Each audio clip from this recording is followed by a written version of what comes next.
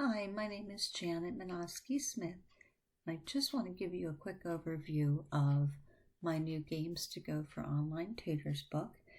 And by the way, below this video, you'll find links for more information and for the book, as well as a link to a webinar that I had done that's completely free that shows you how to make your own games in Google Slides. And some other resources are listed there below, so make sure you check that out if you're interested in more information. So I had previously written another book, Online Games for Tutors.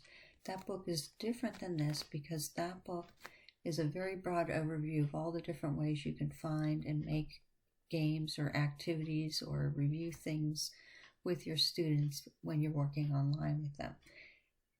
And it included a link to a file that had a few games in it, and those games are included in here, but I've also added a lot of new games. And this is specifically a Google Slides file that you would get, that you would put on your own computer, a copy of it, and then you would literally have 15 games that you can open and use anytime.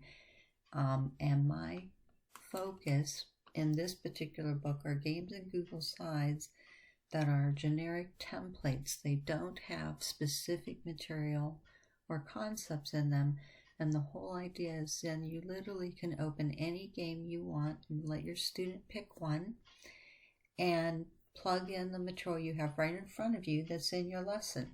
So since I'm a reading teacher, I might have reading words or spelling words or concepts I want to review, and I could open a game like this Connect 4 game, and maybe in this rule review area I would type in the rule or thing I want them to think about, and then up here in the work area I would dictate a word that for them to spell, or I might type a word, or I might type a phrase or sentence for them to read.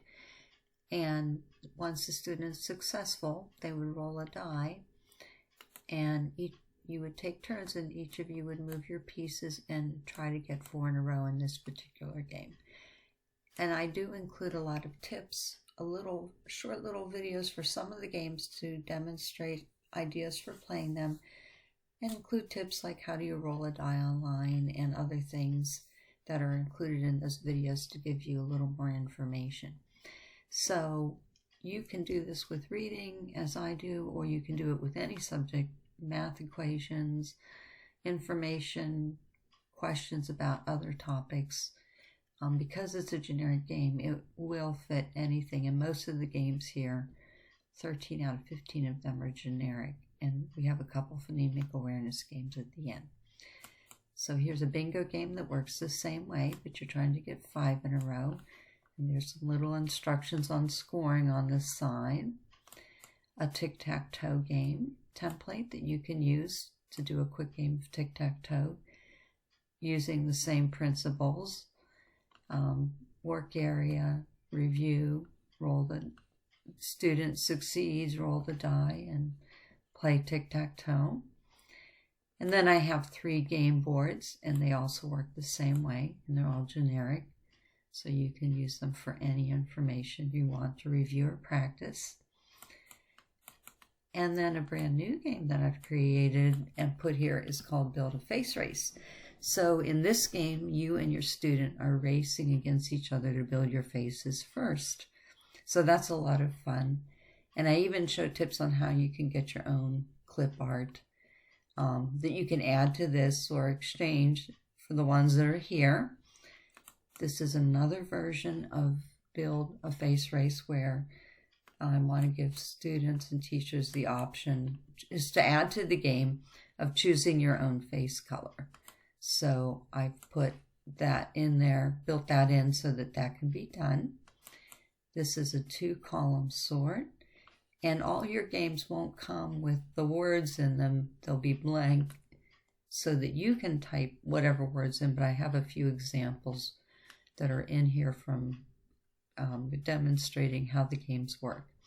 So this is a 2-column sort, and I would give us some ideas about ways you can use that. and a 3-column sort. And again, I'll provide some ideas on ways you can use a 3-column sort. Maybe you're practicing adding different suffixes or reviewing double drop and change rule.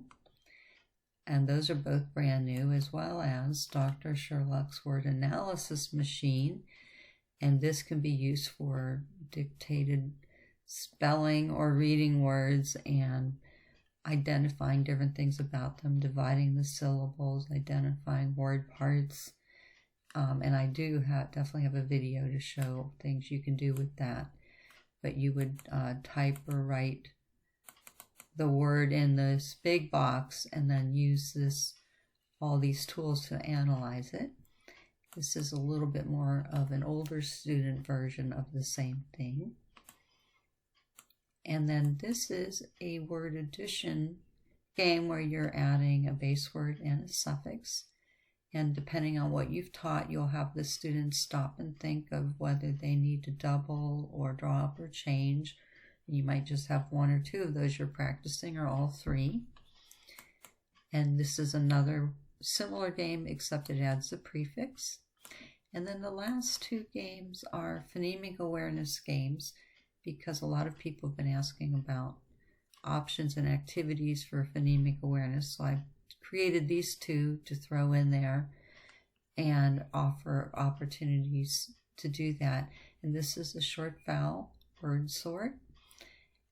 And then this is a game board where the student would land on a piece and identify either the beginning, middle, or ending sound of the picture that they land on, depending on what you're focusing on. So hopefully that gives you a really good overview of the games that are included. They each probably took an hour or 2 for me to make. So the point and hope of this is that it gives you a nice collection of ready-made game boards and game types that you can use anytime for any lesson. And since it's a Google Slides file that you'll make a copy of, you can always add your own to it or make any changes once you get your copy.